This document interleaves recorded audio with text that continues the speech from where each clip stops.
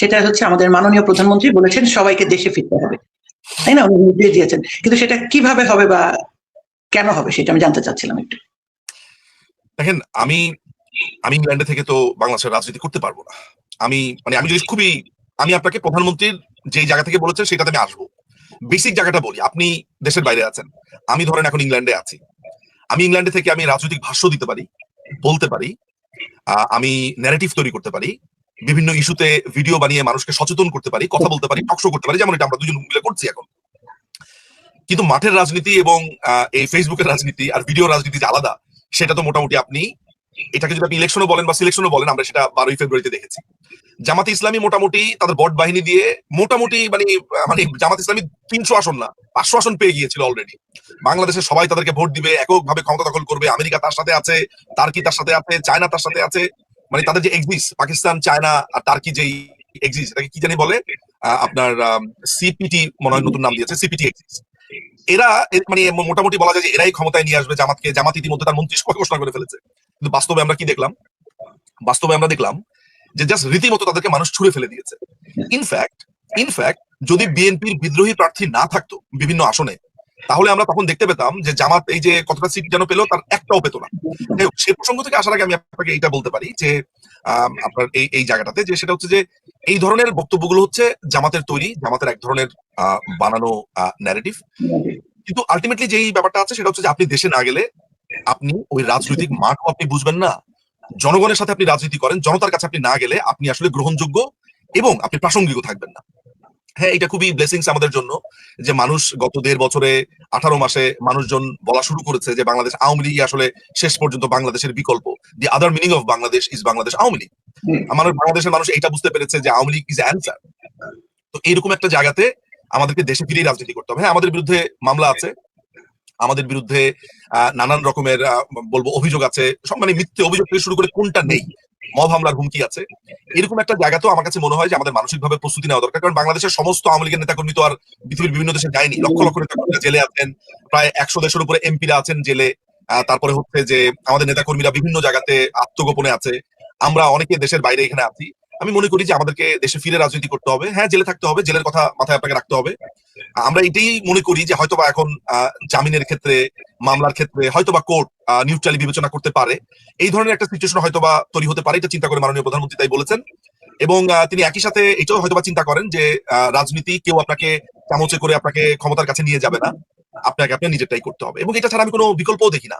এটার সাথে সাংগঠনিক কিছু কর্মকাণ্ডের কথা তো আমি তখন একটু ইঙ্গিত ভাবে বলছিলাম, একটু একটু এই ফাঁকে আপনাকে আমি বলে রাখি যে দেখেন, বাংলাদেশ আওয়ামী লীগের ধরেন একটা দীর্ঘ সময়ের অনেক জায়গাতে কাউন্সিল ভ্যাকুয়াম আছে। আমি দেখেছি যে ছাত্রলীগের ছেলেপেলেরা, ছাত্রলীগের যারা কর্তা ব্যক্তি বা প্রধানরা আছে, তারা কিন্তু বিভিন্ন জায়গাতে কমিটির জন্য ইতিমধ্যে পদ প্রত্যাশীদের সাথে কথা বলছে, এটা নিয়ে তারা হোমওয়ার্ক করছে। এটা আমি নিজের চোখে দেখে এসেছি। আমি দেখে এসেছি যুবলীগের যারা যারা নেতারা আছেন, তারা বিভিন্ন জায়গাতে কমিটি দেওয়ার জন্য কাউন্সিলের কথা চিন্তা ভাবনা করছেন, দলকে সাজানোর চিন্তা ভাবনা করছেন। আমি নিশ্চিত বাংলাদেশ আওয়ামী লীগও এই চিন্তা ভাবনা করছে যে তাদের বিভিন্ন জায়গাতে কমিটি, দল সাজানো আর এভরিথিং। আমার মনে হয় যে দলকে একেবারে নতুন করে ঢেলে সাজানো, তারপরে হচ্ছে যে যারা এই দুঃসময়ে দলের সাথে ছিলেন, দলের পাশে ছিলেন, আমার মনে হয় যে তাদেরকে গুরুত্ব সহকারে বাংলাদেশ আওয়ামী লীগ বিবেচনা করবে। এইভাবে যদি আপনি দল সাজাতে পারেন, আমার কাছে মনে হয় একটা নতুন স্টার্ট আমরা শুরু করতে পারি। এতে আমি কোন রকমের আমার মনে হয় যে এটার বিকল্পও দেখি না, এবং অন্য কিছু সুযোগও আমি দেখি না আসলে। ধন্যবাদ। আসলে আপনার কথা থেকে একটা জিনিস প্রমাণিত হচ্ছে যে আমাদের নেত্রী আসলে বিচক্ষণ, যার জন্য উনি শব্দটা ব্যবহার করেছেন যে যতক্ষণ আমরা আমাদের মাঠে নামতে না পারবো ততক্ষণ আমরা সেই ফুটবলের গেমের মতো আমাদের গোল দেওয়া সম্ভব নয়। এবং এর জন্য আমি মনে করি যে আমাদের তৃণমূলরা অনেক কাজ করে যাচ্ছেন, ভবিষ্যতে করবেন, এবং অন্যান্যরা যারা রয়েছেন। আরেকটা প্রশ্ন, যেহেতু আমি একটা কথা এখানে লাগাই আপনাকে, এই জায়গাটাতে আমার মনে হয় বলা প্রয়োজন, সেটা হলো যে বিএনপি আমার রাজনৈতিক প্রতিপক্ষ, আই এগ্রি উইথ দ্যাট, এবং তারা আমার সংকটপূর্ণ অবস্থাটা তার জন্য সুবিধাজনক অবস্থান, এটাই স্বাভাবিক। কিন্তু আমার একটা জিনিস দেখার বিষয় হচ্ছে যে বিএনপির, আমি যতটুকু বুঝি যে বিএনপির একটা অংশ কিন্তু একটা জিনিস বুঝতে পেরেছে বা পারে, অন্ততপক্ষে আমার যে ফার্স্ট হ্যান্ড নলেজ আছে, যে একটা শক্ত রাজনৈতিক প্রতিপক্ষ না থাকলে তার নিজের অবস্থাও বিলীন হয়ে যাবে। আমি যেমন বারবারই বলি যে যেই রাজনৈতিক দলই আপার হ্যান্ডে থাকে, তার যদি একটা বিরুদ্ধ স্রোত না থাকে, তাহলে তিনি কোন পথে যাচ্ছেন সেটা তিনিও খেয়ে হারিয়ে ফেলেন। বিএনপির হয়তো একটা অংশের এই আগ্রহটুকু আছে, কিন্তু এই যে বাংলাদেশকে যারা আজকে এই ধ্বংসের দ্বারপ্রান্তে নিয়ে গেল, এই জামাত ইসলামী, হিজবুত তাহরির, এই এনসিপি টেনসিপি, এরা তো সবই এক আসলে মোটামুটি। এদেরকে ট্যাকেল করা, তারপরে হচ্ছে যে ক্ষমতাসীনরা এখন নিজের পায়ে দাঁড়ানো, এটা মনে হয় একটা বড় ধরনের চ্যালেঞ্জ। কারণ একটা পরিবেশ তৈরি করবার একটা ব্যাপার আছে। আমার কাছে মনে হয় ওই পরিবেশ তৈরি হওয়াটাও এই ক্ষেত্রে জরুরি। আদারওয়াইজ আপনি দেশে ঢুকলেন, আপনাকে মব করে মেরে ফেললো, আপনি জামিনের কথা তো বাদই, আপনাকে মেরেই ফেললো, আপনি দাঁড়াতেই পারলেন না। ফলে আমার কাছে মনে হয় এই জিনিসগুলোও জরুরি। ফলে আমার মনে হয় মাননীয় প্রধানমন্ত্রী এই ব্যাপারটা, শেখ হাসিনা এই জিনিসটা আমার কাছে মনে হয় যে তিনি এটা বিবেচনা করেছেন এবং তিনি মনে করেন দীর্ঘদিনের রাজনৈতিক অভিজ্ঞতা থেকে যে মানুষের মধ্যে না থাকলে এবং রিস্ক না নিলে এবং এখন যদি আপনি নতুন করে শুরু করতে না পারেন তাহলে দলীয় কাঠামোতে আমি বলবো যে দলীয় কাঠামো দুর্বল হয়ে পড়বে আসলে। আপনি একটু আগে বললেন যে একটা প্রতিদ্বন্দ্বী পাশে না থাকলে রাজনীতির ক্ষেত্রে তাহলে ঠিক যারা এই মুহূর্তে ক্ষমতায় রয়েছেন তাদের কাজ করাটা কঠিন বা সেটা ভঙ্গুর হতে পারে। আমরা একটা জিনিস দেখতে পাচ্ছি ইদানিং, ইলেকশনের আগ পর্যন্ত দেখলাম বিএনপি জামাত মোটামুটি একটা ভালো সম্পর্ক রেখে তারা সেই প্রতীকী ভোট বা প্রহসনের ভোট করলেন, কিন্তু এই মুহূর্তে আপনি দেখেন প্রত্যেক জায়গাতে বিএনপি কে জামাত এবং এনসিপি কোন ঠাসা করছে, তাই না? তো এটা কেন হচ্ছে আপনার কাছে মনে হয়? প্রথমে আপনার এই কথাটা আমি এগ্রি করি কিনা, যদি করি কেন করি সেটাতে আমি আসি। প্রথমত আমি আপনার কথাতে এগ্রি করি, আসলে পরিপূর্ণভাবে এগ্রি করি। কেন করি সেটার ব্যাখ্যার জায়গাটা হলো যে আমি আমি আপনারা সারফেসে যেটা দেখতে পান, আমি ধরেন সারফেস থেকে একটু একটু ভেতরের দিকে যাই। জামাত এবং এনসিপির একটা বড় ধরনের এই মুহূর্তে তারা যেটা নিয়ে কাজ করছে সেটা হচ্ছে যে বিএনপিকে তারা 2 বছরও ক্ষমতা রাখতে চায় না। ওরা এমন একটা প্ল্যান করছে 5ই অগস্টের আগে, একদম নতুন কমপ্লিটলি রিফ্রেশিং মোডে তারা যেতে চাচ্ছে, একদম নতুন একটা প্ল্যান। যেমন ধরেন আপনি 5ই অগস্টের আগে তো গুপ্তদেরকে চিনতে পারতেন না, সাধারণ ছাত্র বেশে তারা আমাদের কাছে এসেছিল, সাধারণ মানুষের মতো এসেছিল, কিন্তু আসলে প্রত্যেকেই জামাত শিবির করে। সো একইভাবে বিএনপিকে ঘিরে ধরবার জন্য তারা নানান ধরনের প্রচেষ্টা করছে।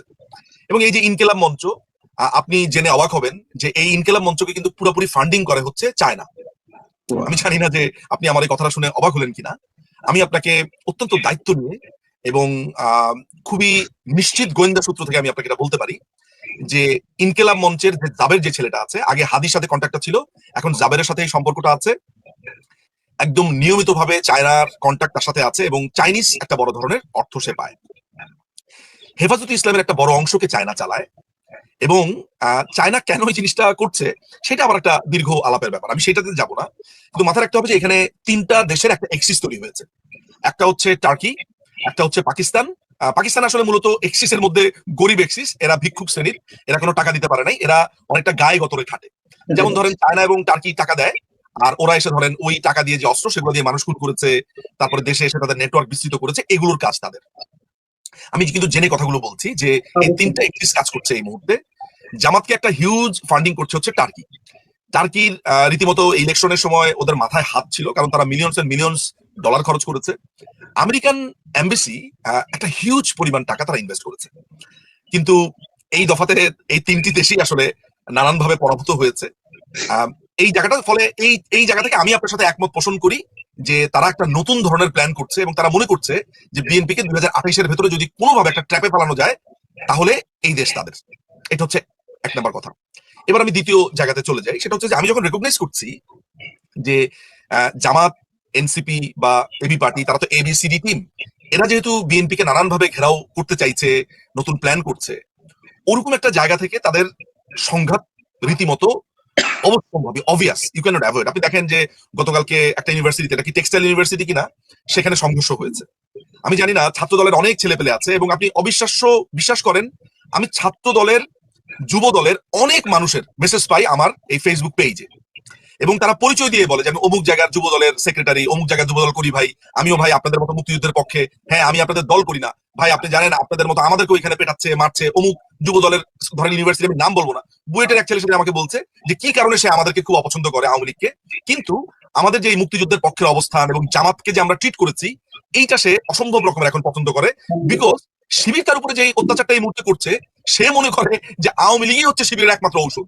সেই জায়গা থেকে সে আমার সাথে আলোচনাটা করেছে এবং খুবই নির্ভয়ে, এমন না যে সে একটা অন্য পার্টি করছে, আমার সাথে সে খুবই একটা ভয় ভয় আলোচনা করছে, আমি আবার এগুলো বলে দেই কিনা, পাবলিক করি কিনা বা হোয়াট এভার। তো আমি তার সাথে অনেক কথাবার্তা বলছিলাম যে ওরাও এটা বোঝে যে ছাত্র দলের মধ্যে একটা অ্যান্টি শিবির একটা বড় ধরনের আপনার মোর্চা আছে, কিন্তু ভয়ের জায়গাটা হচ্ছে এমন যে এই ছাত্র দলের মধ্যে প্রচুর শিবিরের ছেলে পেলে আছে, প্রচুর। যেমন আমি আপনাকে বলতে পারি যে হামিম যে ছেলেটা আছে, আমি জানি না আপনার সাথে আমার কখনো অফলাইনে এই আলাপ করেছি কিনা, আমি এই আলাপটা অনেকের সাথে করেছি যে যখন ডাকসুর ইলেকশনটা হলো আমি মানুষকে ডেকে ডেকে বলেছি যে এই যে হামিদ ছেলেটা হচ্ছে শিবির, এটা এখনো ছাত্রদল বুঝতে পারছে না। এর কারণ হলো ডাকসুর ইলেকশনটার পর ও হঠাৎ করে ঘোষণা দিল যে এই ইলেকশন চমৎকার হয়েছে, আমরা একসাথে এগিয়ে যাব, এবং সে আওয়ামী লীগকে প্রতিহতের ঘোষণা দিল। আমি তখনই বুঝতে পেরেছি এই ছেলে শিবির। এবং ছাত্রদলের মতো একটা সংগঠনে একটা বড় পদে শিবিরের ছেলেপেলে সেখানে বসে আছে। এরকম জায়গাগুলোর সংকটে কিন্তু এখন ছাত্রদল ভুগছে। আপনি দেখেন যে ছাত্রদলের একটা সভাপতি আছে, খুবই বোকাশোকা টাইপের একটা ছেলে, রাকিব একটা ছেলে, মানে ভীষণ বোকা টাইপের একটা ছেলে। একে দিয়ে ছাত্রদলের রাজনীতি হবে টবে বলে আমার মনে হয় না। এদের মতো ছেলেপেলেরা তো এই গুপ্ত শিবিরকে ট্রিটও করতে পারবে না, ধরতেও পারবে না। ফলে এই সংঘাত কিন্তু অনিবার্য, এবং বিএনপির বিভিন্ন জায়গাতে এটা হবে। কারণ শিবির তার যেই আধিপত্য, এটাকে সে ধরে রাখতে চাইবে বিভিন্ন জায়গাতে, এবং এটা আপনি অ্যাভয়েড করতে পারবেন। এবং আপনি আরো খবর পাবেন যে শিবিরের ছেলেপেলেরা কিভাবে এখন রক কাটছে, মারছে এই ছাত্রদলের ছেলেপেলেদেরকে। এবং এদের সাথে যুক্ত হয়েছে এদের আরেকটা পার্টি, মানে জামাতের আরেকটা অংশ, যে অংশটাকে তারা সাধারণ ছাত্র হিসেবে আমাদের পরিচয় করিয়ে দিয়েছিল, এনসিপি, এবং আরেকটা যেটা তাদের অনেকটা যুব শিবির হিসেবে কাজ করে, এবি পার্টি। ফলে এইটা অবভিয়াস, যেটাকে আমরা বলবো যে ইনএভিটেবল বা অনিবার্য, এটা আপনি অ্যাভয়েড করতে পারবেন না, এটা হবেই। অসংখ্য ধন্যবাদ। তাহলে আপনার কথার পরে যে জিনিসটা আমার মনে হচ্ছে সেটা হচ্ছে যে সেই ৭১-এর পর থেকে ওরা যেমন করে আমাদের ভেতরে লুকিয়ে ছিল, ঠিক একইভাবে আমার মনে হয় ভবিষ্যতে তারা সব রাজনীতির ভিতরে লুকিয়ে থাকবে। অতএব আমাদের আরো সাবধান হতে হবে এবং আমাদের সচেতন হতে হবে। এটা সব দলের ব্যাপারে। আমি আপনাকে এই প্রসঙ্গে একটা কথা বলি, হ্যাঁ, মানে আমার অনুভূতির কথাটা বলি। দুটো অভিজ্ঞতা আমার জীবনে হয়েছে। এই দুটো অভিজ্ঞতা আমি মনে করি যে এখনকার তরুণ তরুণীদের সাথে শেয়ার করা প্রয়োজন। যখন যুদ্ধাপরাধের বিচার বলাটাও ঠিক না, আমি বলবো যে আন্তর্জাতিক অপরাধের বিচার করছিল যখন বাংলাদেশ আওয়ামী লীগ সেই সময়টাতে, তো ওই সময়টাতে আমরা যেই কতগুলো মানুষ, ওই সময়টাতে আমি আসলে এইটার উপরে হিউজ কাজ করেছি বা কাজ করার চেষ্টা করেছি। আমরা ওই সময় খুবই আপসেট হয়ে থাকতাম যে এত বড় একটা বিচার হচ্ছে, এরকম ভাবে প্রোপাগান্ডা ছড়াচ্ছে, দেশের মানুষ কি দেখতে পাচ্ছে না, আমাদের সাথে একাত্মভূত কেন হচ্ছে না, বা মানুষগুলো জেগে উঠছে না কেন ওদের এত প্রোপাগান্ডাতে? কারণ আমরা যারা ধরেন এই জামাতিদের প্রোপাগান্ডা গুলো রুখে দিচ্ছিলাম, বলছিলাম, সেই সময় আমরা নিজেদের ভেতরে এই আলাপটা আমরা করছিলাম অনেকবার। তো হঠাৎ করে যখন আপনার 5ই ফেব্রুয়ারি আসলো, এবং হঠাৎ করে যখন আপনার এই গণজাগরণ মঞ্চটা হলো, তখন আমি সত্যি কথা বলতে আমি বাংলাদেশিদের উপরে আবার নতুন করে একটা আস্থা স্থাপন করলাম যে না, একেবারে এই দেশের মানুষগুলোর মানে ব্যাপারে আপনি হাত ধুয়ে ফেলতে পারেন না। এই এখনো অনেক মানুষ বেঁচে আছে যারা রাজাকার আলবদরদের বিরুদ্ধে আছে, এখনো মুক্তিযুদ্ধ মরেনি। সেই সময় আমাকে বাংলাদেশ সম্পর্কে আমার মনে এই ভাইবটা এসেছিল, এবং আমি বলেছি যে এই দেশের ব্যাপারে একেবারেই ইতি টানার, একেবারেই এক্সক্লুসিভ মন্তব্য করার কিছু নাই।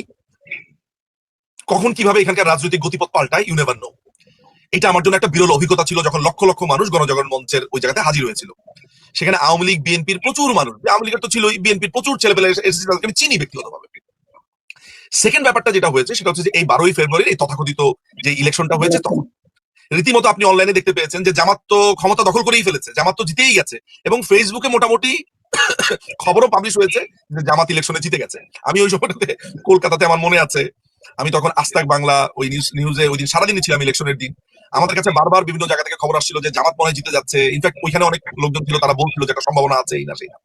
তো পরবর্তীতে দেখলাম যে মানুষজন রীতিমতো এদেরকে ছুড়ে ফেলে দিয়েছে, মানে যারা ভোট দিতে গেছে, যেই মানুষগুলোই ভোট দিতে গেছে, একটা অংশ তো গেছে, সেটা 15% বলেন আর 20% বলেন, গেছে তো, সেই মানুষগুলো রীতিমতো জামাত যদি এইভাবে কারচুপি না করতো, রাতের বেলাতে সিল না মারতো, এবং বিএনপির যদি বিদ্রোহী প্রার্থী এখানে না থাকতো, তাহলে জামাত আমার মনে হয় 10টা আসনও বা 15টা আসনও আমার।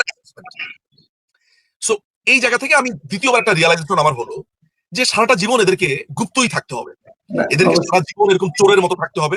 বিশ্বাস করেন, আমি আপনাকে একটা কথা বলি, আজকে থেকে 100 বছর পরেও এই জামাতে ইসলামের যে নাতির ঘরের পুতির ঘরের যারা আছে, তাদেরকেও তাদের বাপ দাদার নামে গালি শুনতে হবে। মানুষজন কখনোই জামাত ইসলামীকে বিশ্বাস করবে না।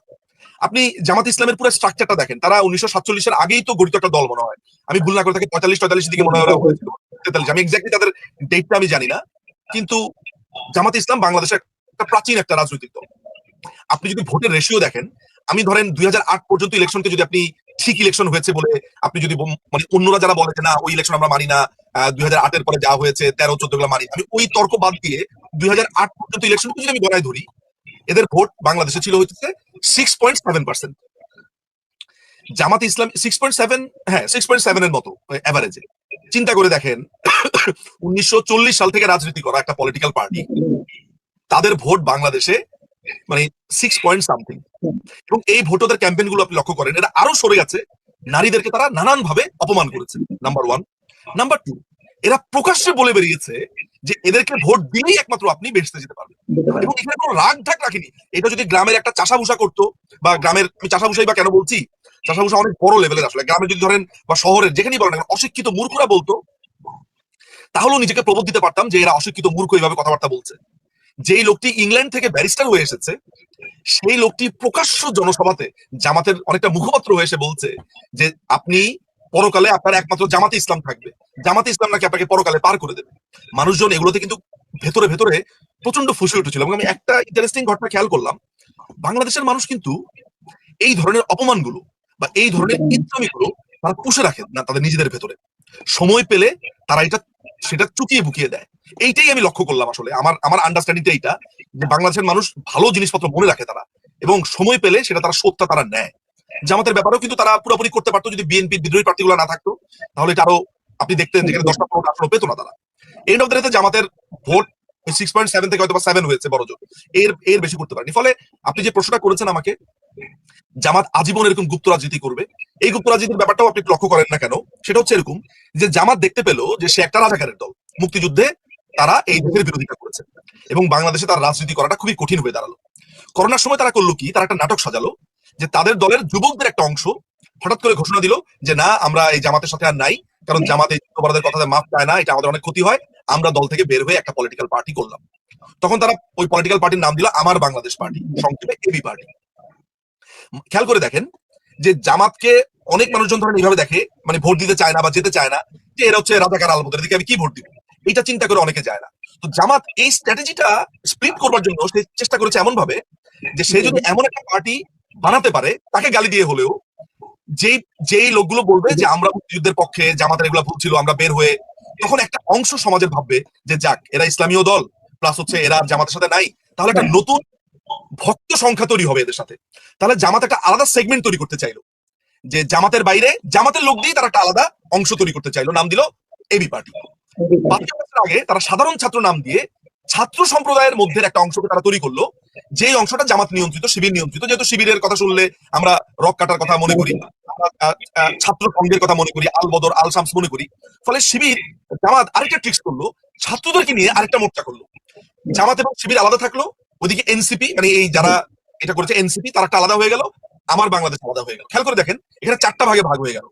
জামাতের একটা ছাকা ভোট আছে, যারা জামাতকে ভোট দেবে, জামাত শিবির দুটো একসাথেই বলি, তারা জামাত শিবিরকে ভোট দেবে। একটা অংশ তারা করতে চাইলো যে তাদের একটা নতুন শোরুম, যেই শোরুমের মালিকানা জামাতের, কিন্তু জামাত এটা বলবে না, এটা হচ্ছে এনসিপি। তাহলে ছাত্রদের একটা অংশ তাদের সাথে গেল। আবার তাদের একটা যুবক দল, যেটা হচ্ছে এবি পার্টি, যেটা জামাত ব্যাক, জামাত নিয়ন্ত্রিত, কিন্তু তারা মানুষকে বলবে না। তখন ইলেকশনের সময় এই 3টা পার্টি নানান অভিনয় করে এক হয়ে গেল। আমরা যে এতদিন ধরে বলে এসেছি এরা জামাতি জামাতি জামাতি, মানুষ তখন সেটা রিলেট করতে পারলো। ফলে সাধারণ ছাত্র দিয়ে আমাদের মধ্যে গুপ্ত হয়ে থাকা, যুবক নাম দিয়ে আমাদের মধ্যে গুপ্ত হয়ে থাকা, এবং সবচেয়ে বড় ব্যাপার হচ্ছে যে আপনি যদি ধরেন একজন মেকরে, সে কতক্ষণ মেষের ছাল পরে থাকবে? ব্যারিস্টার ফুয়াদ যখন মানে মেষের ছাল পরে সে বক্তৃতা দিতে যায়, তার মাথা থেকে বের হয়ে আসে কি যে আমি 16ই ডিসেম্বর মানি না, আমি 26শে মার্চ মানি না, এটা তার মুখ দিয়ে বের হয়ে এসেছে, অটোমেটিক্যালি ঘৃণা অর্জন করেছে। আপনার ইনকেলাব মঞ্চ, এরা একটা নতুন কালচারাল অংশ করতে চেয়েছে তারা, আবার ইনকেলাব মঞ্চ। এখন ইনকেলাব মঞ্চের টাকা যে দেয় চায় না, এটা কতজন মানুষ জানে? খুব বেশি মানুষ তো জানে না। যখন দেখলো যে তাদের অন্যতম প্রবক্তা, আপনার কি নাম জানো, একটা হাদি, সে যখন বলছে যে মুক্তিযুদ্ধের আসলে কোনো প্রয়োজনই ছিল না, মুক্তিযুদ্ধ আসলে করেছে আওয়ামী লীগ এবং ভারত, আমাদের কোনো দরকার ছিল না। তখন তারপরে জুলাই হয়েছে মুক্তিযুদ্ধের বিকল্প হিসেবে, তখন মানুষ ছিচি করা শুরু করলো। আবার যখন এনসিপির ছেলেপেলেরা বঙ্গবন্ধুর বিরুদ্ধে, মুক্তিযুদ্ধের বিরুদ্ধে, তারপরে হচ্ছে জাতীয় চার নেতার বিরুদ্ধে ক্রমাগত ভাবে বলা শুরু করলো, তখন মানুষজন বুঝলো এগুলো আসলে সবগুলো হচ্ছে শিবির জামাত। ফলে এন্ড অফ দ্য ডেতে হাজার ভাবে লুকিয়ে থেকেও তারা আসলে লুকাতে পারলো না, এবং এটাই বাস্তবতা। অবশ্যই আপনার গণজাগরণ মঞ্চের প্রসঙ্গে শুধু একটা সেকেন্ড একটা কথা বলবো। সেই সময় আমি এবং আমার সাথে একজন ছিল, ওর নাম না বললেই হয় না, সে তমদার চক্রবর্তী, আমরা দুজনে মিলে মনে হয় 1000 লোকের সিগনেচার নিয়ে আমরা একটা বড় ব্যানার বানিয়ে পাঠিয়েছিলাম শাহবাগে, আমরা একাত্মতা ঘোষণা করি। আরেকটা কথা বলি, সেটা হচ্ছে আপনি একটু আগে বললেন, আসলে বাংলাদেশের মানুষ বুঝতে পেরেছে যে জামাত আসলে ধর্মীয় কোনো দল নাই, বা ধর্মটাকে তারা ঠিক মতো ব্যবহার করছে না। সেই জন্য এত বড় একটা কথা যখন তারা বলে ফেললো যে আমাদের মানে জামাতে ভোট দিলেই ওনারা সে বেস্টবাসী হবে বা জান্নাতবাসী, এটা কত বড় একটা মানে ঘৃণিত একটা শব্দ, যেখানে আল্লাহর ধর্ম সাথে নিজেকে তুলনা করা। নিজেকে তুলনা করা, এবং এটা একটা মানে সত্যি, এবং এই জন্যই বাংলাদেশের প্রতিটা মানুষ এই ব্যাপারে সচেতন ছিল, এবং এটা আমার মনে হয় আমরা তাদের কাছে কৃতজ্ঞ। আচ্ছা, এবার আমি একটা প্রসঙ্গে আসি, সেটা হচ্ছে আপনি তো বিভিন্ন জায়গায় আইনজীবী হিসেবে কাজ করছেন। এই যে বিএনপি এবার এলো, বিএনপি আসার পরে আপনার কাছে মনে হচ্ছে, আমি বিশেষ করে আমি একজন নারী, অবশ্যই নারীদের প্রতি আমার একটা স্বাভাবিকভাবে একটা দুর্বলতা রয়েছে, আর সেই হিসাবে আমি সমস্ত নারীদের শ্রদ্ধা করে জানাচ্ছি যে আমাদের যে প্রথম দিকে আমাদের যে পুলিশ ফাঁড়িতে অন্তঃসত্ত্বা আমাদের সেই পুলিশ বোনটিকে মারা হলো, এবং সেই সাথে হ্যাঁ, এবং সেই সাথে আমাদের পুলিশ বাহিনীর সদস্যদের আগুনে পুড়ে মারা হলো, এই ব্যাপারে আপনার কাছে কি মনে হয় যে বিএনপি সরকার কিছু উদ্যোগ নেবে? কারণ এটা তো একটা রাষ্ট্রীয় ব্যবস্থার অংশ ছিল, প্রশাসনের অংশ পুলিশ, তাই না? এখানে তারা যেখানে কাজ করতো তারা একটা তাদের প্রশাসনে কাজ করছিল। আপনার কাছে কি মনে হয় এটা দিয়ে কি তারা তাদের কোনো কাজ শুরু করতে পারে বা পারবে? আমি যেটা বুঝতে পারলাম এখন পর্যন্ত সেটা হলো যে, খেয়াল করে দেখেন যে পুলিশ হত্যার বিচার নিয়ে একটা আলাপ উঠেছে। তারপরে বাড়িঘর পোড়ানো, প্রথম আলো, ডেইলি স্টার পোড়ানো, এসব নিয়ে কিন্তু তদন্ত চলছে, চার্জশিট আসবে। এগুলো নিয়ে আলোচনা ওঠানো এক ধরনের স্ট্র্যাটেজি, এটা বোঝার জন্য যে কার কি রিয়াকশনটা এখানে আসে কেমন। তো এই পুলিশ হত্যার কথা আসার পরপরই হঠাৎ করে দেখবেন যে এনসিপির লোকেরা খুব এটার বিরুদ্ধে নামলো, কারণ পুলিশ হত্যার জন্য যদি বিচার হয় তাহলে সেটা অপরাধীদের বিচার হবে, এটাতে এনসিপি কেন রাগ করে? তার মানে হচ্ছে কাজটা তারা করেছে। কিন্তু ইন্টারেস্টিং ব্যাপার হচ্ছে যে এখানে দুটো জিনিস দেখা যাচ্ছে। একটা হচ্ছে যে এগুলাকে আমি ওই বাড়ি বিল্ডিং বানানোর আগে সয়েল টেস্ট করে না, তার ফিজিবল টেস্ট করে, বড় বড় প্রজেক্টের সময় ফিজিবিলিটি টেস্ট করে। এগুলো আমি বলবো এক ধরনের ফিজিবিলিটি টেস্ট হচ্ছে। আপনি যে জিনিসটা আপনি চান সেই জিনিসটা আপনি এখনই পাবেন এটা আমি মনে করি না। কারণ আমার আন্ডারস্ট্যান্ডিং হচ্ছে যে বিএনপি এখন তার পায়ের নিচে যে মাটিটা আছে এটা শক্ত করার চেষ্টা করবে। সে এমন কোনো বড় স্টেপে যাবে না যেটার জন্য তাকে একটা বড় ধরনের রিটেলিয়েশনের সামনে পড়তে হবে। অন্যদিকে তার যে এখন প্রতিপক্ষ এনসিপি আর জামাত, তারাও বড় ধরনের কোনো কিছু বিএনপির এগেইনস্টে করবে না, কারণ তাদের একটা বড় ধরনের ভয় হচ্ছে যে এই এই দুই দলের ফাইটের মধ্য দিয়ে আওয়ামী লীগ একটা স্পেস পাবে কিনা, এই ভয়টা তাদের সবসময় কাজ করবে। ফলে এই ধরনের একটা টানাপোড়েন উভয় পক্ষের মধ্য দিয়েই হতে থাকবে বলে আমার ধারণা। এখন আমি মনে করি যে এই যে পুলিশের বিচার, এই যে একজন নারীকে যেভাবে হত্যা করা হলো বা সেই সময় যা যা হয়েছে, এই পুরো ব্যাপারটা নির্ভর করবে আসলে পরিস্থিতির উপরে। তবে আমি মনে করি না অদূর ভবিষ্যতে, উইদিন 1 or 2 ইয়ার্স টাইমের ভিতরে, অ্যাটলিস্ট আমার হিসাব বলে না, মানে যদি দ্রুত রাজনৈতিক কোনো পট পরিবর্তন না ঘটে, হ্যাঁ, আমার মনে হয় না যে বিএনপি এই ধরনের কোনো স্টেপ নিবে। যদিও এই স্টেপ হয়তো বা বিএনপির অনেকেই নিতে চায়, হয়তো বা রাজনৈতিক কারণেও চায় এনসিপি কে একটা চাপে রাখার জন্য, যেটা বাংলাদেশে সাধারণত হয়, আমরা দেখে এসেছি। কিন্তু প্র্যাকটিক্যালি আমার কাছে মনে হয় না যে এই ধরনের বিগ স্টেপে তারা যাবে, বরঞ্চ তারা পপুলিস্ট রাজনীতি করার চেষ্টা করবে গ্রিপে রাখার জন্য। যেমন ভারত বিরোধী এক ধরনের ভাইব রাখার চেষ্টা করতে পারে, তারা আওয়ামী লীগ বিরোধী একটা ভাইব রাখার চেষ্টা করতে পারে, তারা জুলাই সনদের সাথে আছি, বা জুলাই সনদকে আমি অবজ্ঞা করছি না, কিন্তু এইটা এইভাবে হবে না, ওইভাবে হবে না, এইভাবে বলে অনেকটা বলা যেতে পারে এই পুরো ভাইবের সাথে থাকার চেষ্টা করবে। এই ধরনের মনে হয় আপনি চরিত্রগুলো বা কর্মকাণ্ডগুলো দেখবেন। আপনি যেভাবে চান যে পুলিশের হত্যার বিচার, এটা হবে বলে আমি মনে করি না, কারণ পুলিশ হত্যা করেছে এই এনসিপিরা, এই পুলিশ হত্যা করেছে এই আপনার জামাতরা, এমনকি বিএনপির অনেক নেতা কর্মীরা প্রকাশ্যে স্বীকার করেছে যে তারা হত্যা করেছে। ফলে it will be tough for BNP এই ব্যাপারে কোনো কিছু প্রসিড করা। আচ্ছা, আমি বুঝতে পারলাম যে বিএনপি হতে ব্যাপারে অতটুকু উদ্যোগ নেবে না, কিন্তু আমি আপনার কাছে ব্যক্তিগতভাবে প্রশ্ন করছি, যেহেতু আপনি একজন ব্যারিস্টার, সলিসিটার, এবং আন্তর্জাতিকভাবে আপনি অনেক আদালতে অনেক কেস করছেন, সেই থেকে আপনি আপনার ব্যক্তিগত উদ্যোগ থেকে কি এই পুলিশি হত্যার মামলার যত তথ্য বা উপাত্ত রয়েছে সেগুলোকে একসাথে করে কি আপনি জনমত তৈরি করবেন বা করছেন, অথবা এটাকে আপনি আন্তর্জাতিক আদালতে তাদের কাছে এই সংবাদটা পৌঁছাবেন? বাংলাদেশ আওয়ামী লীগের পক্ষ থেকে পুলিশ হত্যার ব্যাপারে, এবং বাংলাদেশে শুধু পুলিশ হত্যা না, এভরিডে যেসব কাজকর্মগুলো হচ্ছে সেগুলো নিয়ে কিন্তু বাংলাদেশ আওয়ামী লীগের অনেক মানুষজন কাজ করছে। আমি আপনাকে স্পেসিফিক্যালি বলতে পারি, যেমন আমাদের হাবিবে মিল্লাত ভাই যিনি আছেন, সিরাজগঞ্জের এমপি, উনাদের একটা অর্গানাইজেশন আছে, আমি পুরো অর্গানাইজেশনের নামটা বলতে পারবো না আসলে, সিডিডিজি এই টাইপের একটা নাম, যাদের কন্টেন্ট আমরাও ব্যবহার করেছি আমরা যখন রিবার্টালটা লিখেছিলাম জাতিসংঘের এগেইনস্ট। তারা কিন্তু একটা ফ্যান্টাস্টিক কাজ করছে। তারপরে আপনার আরো কিছু আছে, যেমন নির্ভীক নিউজ নামে আরেকটা অর্গানাইজেশন আছে, তারাও কাজ করছে। তো এরকম ভাবে আওয়ামী লীগের ভেতরে আপনি ছাত্রলীগ বলেন, যুবলীগ বলেন, আওয়ামী লীগ বলেন, তারপরে এমনকি সিআরআই এর যারা আছেন বিভিন্ন জায়গাতে ছড়িয়ে ছিটিয়ে, কিংবা অন্যান্য যারা আছেন, প্রত্যেকেই কোনো না কোনো ক্যাপাসিটিতে তারা এগুলোর প্রত্যেকটা রেকর্ড রাখছেন এবং ভেতরে ভেতরে ভেতরে ভেতরে ডকুমেন্টেশনের কাজগুলো করছেন। ডকুমেন্টেশনের কাজ হচ্ছে এবং বেশ ভালোভাবেই হচ্ছে। আমি যেমন আপনার সাথে তো আমার যখন আমরা ডালাসে একটা প্রোগ্রাম করলাম নাহিদ আপা, আপনি মনে করতে পারবেন, সেইখানে হিন্দু মহাজোট নামে বা হিন্দু জোট নামে কিছু ব্যক্তিরা আমার সাথে দেখা করেন, সেখানে কথা হয় তাদের সাথে। একদম প্রমিজিং কিছু তরুণরা আমাকে কিছু নথিপত্র পাঠায় যে বাংলাদেশে হিন্দুদের উপরে যেই টর্চার অত্যাচারটা হয়েছে তারা এত ফ্যান্টাস্টিক ভাবে এটাকে ডকুমেন্ট করেছে, আমার কাছে সেই নথিপত্রগুলো আছে। ফলে ওই ডালাসের ওই অংশটা কিন্তু কাজ করছে। এখন আপনি খেয়াল করে দেখবেন যে যেমন টেক্সাসেও আপনারা কাজ করেছেন, আপনার তো মামলাই, আপনাদের এখান থেকে দুটো অভিযোগ আমরা দায়ের করলাম। সো কাজ করছে, কাজ হচ্ছে। এবং ওই অভিযোগ যখন আমরা দায়ের করি, আপনি যেটাতে করলেন এবং আমাদের অপু ভাই যেটাতে করলেন, সেখানে কিন্তু আমরা এই ডাটাগুলোকে ব্যবহার করেছি আমাদের প্রাইম ডাটা হিসেবে। হ্যাঁ, আমরা প্রমাণ হিসেবে আমরা এগুলোকে ব্যবহার করেছি আমাদের সুনির্দিষ্ট অভিযোগের বাইরে গিয়ে। ফলে এই কাজগুলো হচ্ছে। এবং আপনি জানেন যে 1971 সালের পরে প্রথমে দালালদের বিচার, মানে রাজাকারদের বিচার করেছে কে? আওয়ামী লীগ। 75 সালে বঙ্গবন্ধুকে মেরে ফেললো, জাতীয় চার নেতাকে মেরে ফেললো। 1996 সালে এই দুটো বিচারই শুরু করেছে আওয়ামী লীগ। 1975 সালের পরে আপনার মেরে ফেলা হলো কর্নেল তাহেরকে। কর্নেল তাহেরের হত্যার বিচার, সেটাও কিন্তু বাংলাদেশ আওয়ামী লীগের সময় সেটা হয়েছে। এটা যে অবৈধ ছিল সেটা বাংলাদেশ আওয়ামী লীগের সময় হয়েছে। খালেদ মোশাররফের বিচার, হত্যার বিচার, তারপরে হচ্ছে ওই সময় এটিএম আপনার এটিএম নাজমুল হুদা এবং আরেকজন ছিলেন আমাদের নাহিদ আপার আব্বা, নাহিদ এজাহার আপার আব্বা, আমাদের শিল্প প্রতিমন্ত্রী যিনি ছিলেন, সংস্কৃতি প্রতিমন্ত্রী ছিলেন, উনার বাবা নাজমুল হুদা এবং এটিএম হায়দার, উনাদের হত্যাকাণ্ডের বিচারের জন্য সেই সময় প্রস্তুতি গ্রহণ করা হয়েছিল, যেটা পরবর্তী 5 আগস্টের পর এটা হয়নি। জিয়াউর রহমান হত্যাকাণ্ডের বিচার আওয়ামী লীগ এটা ইনিশিয়েটিভ শুরু করেছিল। এরপরে আপনার এরপরে আর কার কার হত্যাকাণ্ড হয়েছে? জেনারেল মঞ্জুরের হত্যাকাণ্ডের বিচার বিএনপি আমলে জেনারেল মঞ্জুরের ভাই দায়ের করেছিল বটে, কিন্তু এটার বিচার পুরোটার প্রক্রিয়া হয়েছিল আওয়ামী লীগের আমলে। 71 রাজাকারের বিচার শুরু হয়েছিল 2010 সালে, সেটা আওয়ামী লীগ করেছে। তারপরে হচ্ছে যে 21 আগস্টের গ্রেনেড হামলা, সেটা আওয়ামী লীগ করেছে। কোটালীপাড়াতে হামলা, সেটা করেছে এই যারা আপনার এই যে গুলশান আপনার ওই যে ওই বেকারিতে হামলা করেছে, হলি আর্টিজান, সেটা আওয়ামী লীগ করেছে। তারপরে জামাতে ইসলামের মতো বড় সংগঠন যারা যুদ্ধাপরাধে যুক্ত ছিল, এই সংগঠনের বিচার আওয়ামী লীগ করেছে। সো বাংলাদেশের যত রকমের ল্যান্ডমার্ক বিচার, এগুলো সবই করেছে আওয়ামী লীগ। আপনি খালি একটা একটা করে করেন। আপনার 5ম সংশোধনী বাতিল, 7ম সংশোধনী বাতিল, তারপরে হচ্ছে যে আপনার 8ম সংশোধনী, এগুলো প্রত্যেকটা জিনিস, 8ম সংশোধনী অবশ্য এরশাদের আমলে হয়েছে, 5ম সংশোধনী এবং 7ম সংশোধনী হয়েছে আওয়ামী লীগের আমলে, এটাকে বাতিল করা হয়েছে। 72 সংবিধান আমরা ফেরত গেছি, সেটা আওয়ামী লীগের আমলে হয়েছে।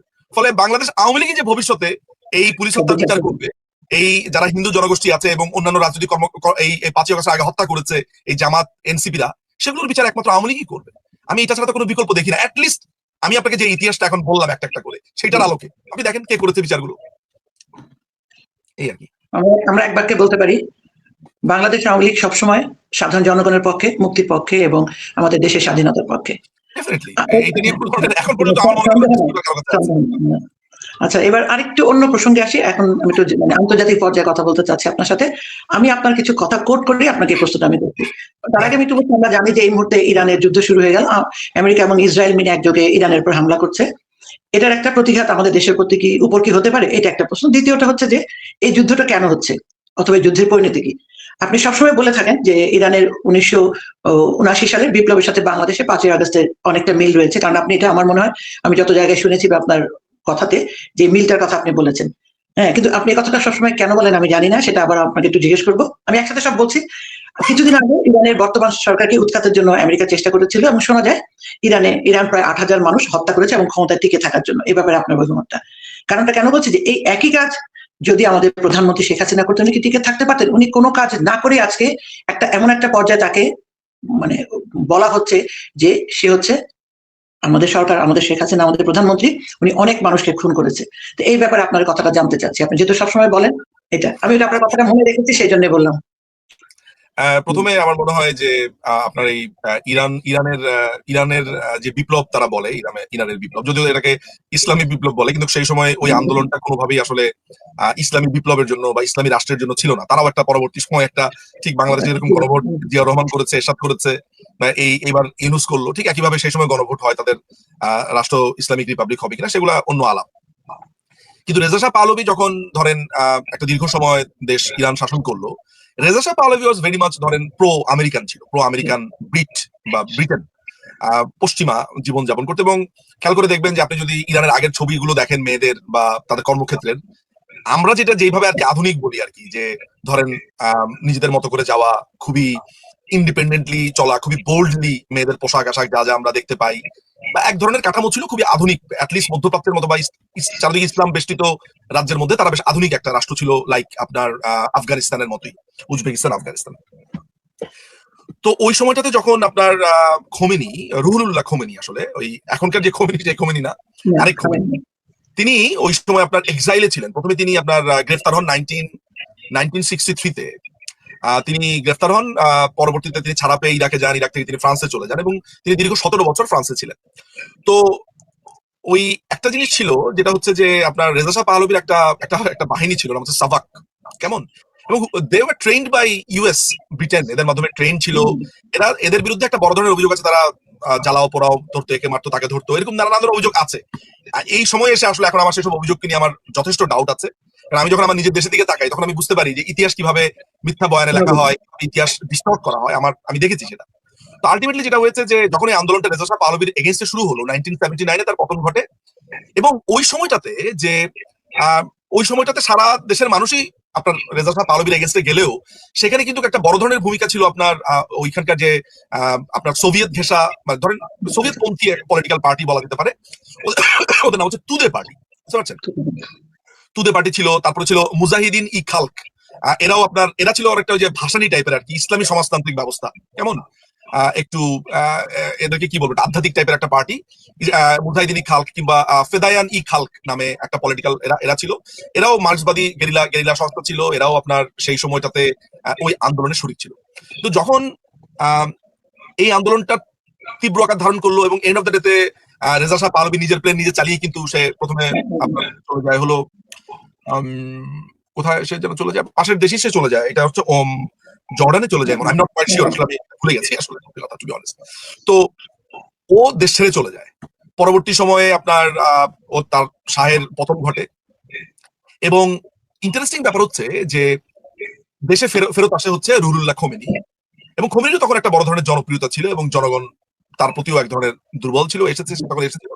এবং আশ্চর্যজনক হলেও সত্যি, এই পুরো আন্দোলনটাকে এরা নিজেরা ক্যাপচার করে নেয় এবং পরবর্তী সময় গণভোটের মাধ্যমে তারা একটা ইসলামিক প্রজাতন্ত্র আপনার স্থাপন করে।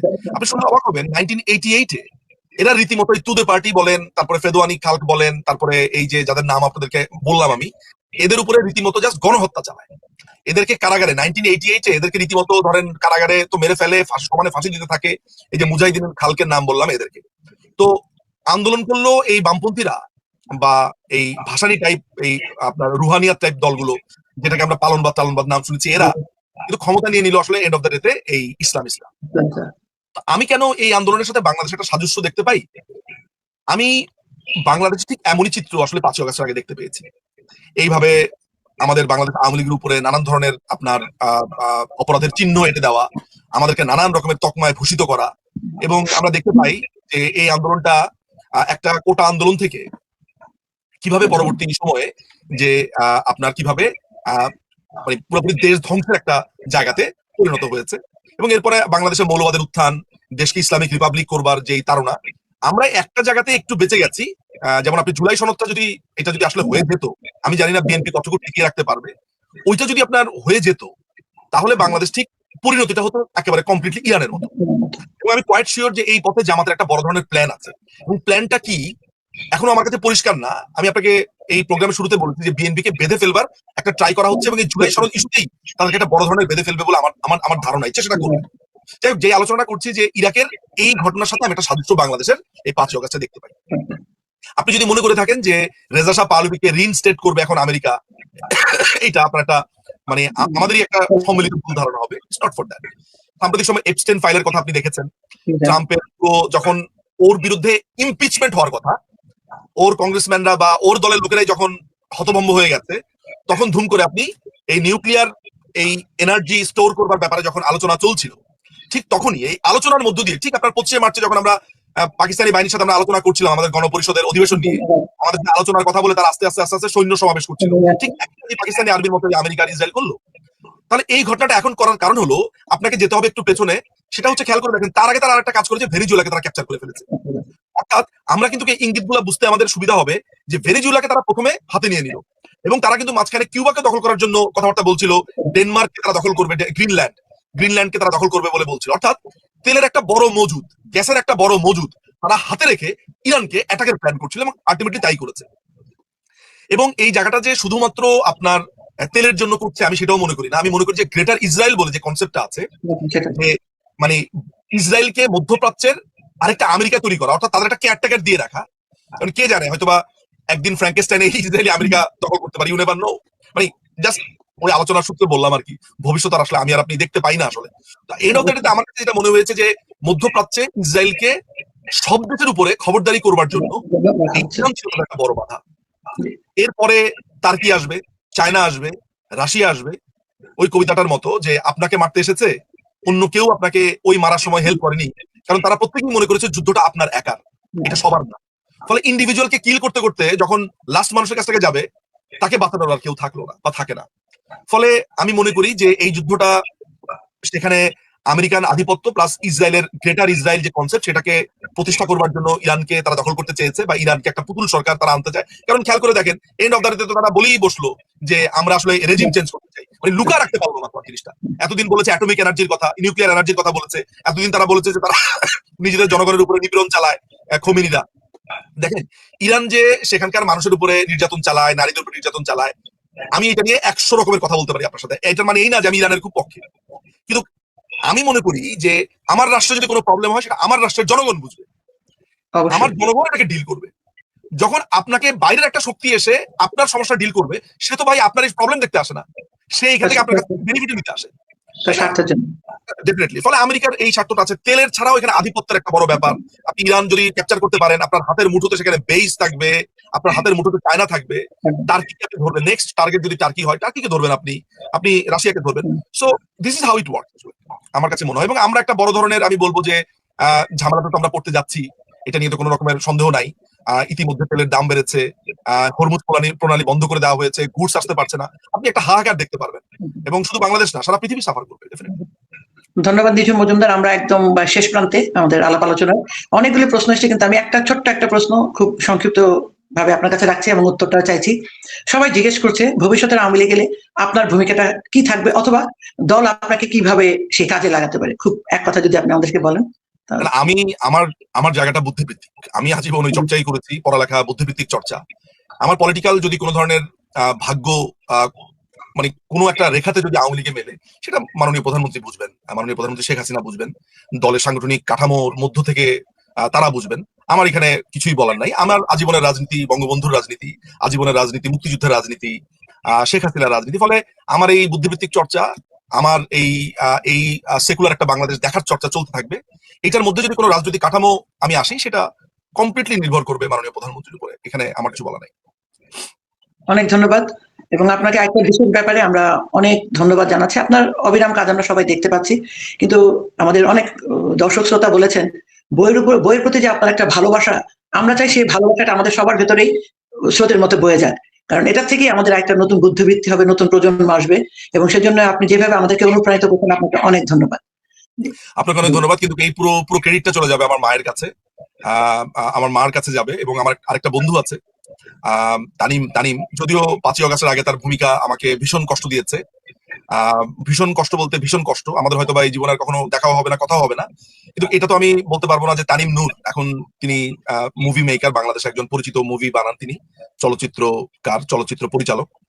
তানিম নূর এবং আমার মা, এই দুজনই আমাকে আসলে বইয়ের এই প্রতি জীবনে এনেছেন। আমার তাদের প্রতি এক ধরনের কৃতজ্ঞতা আজীবন থাকবে।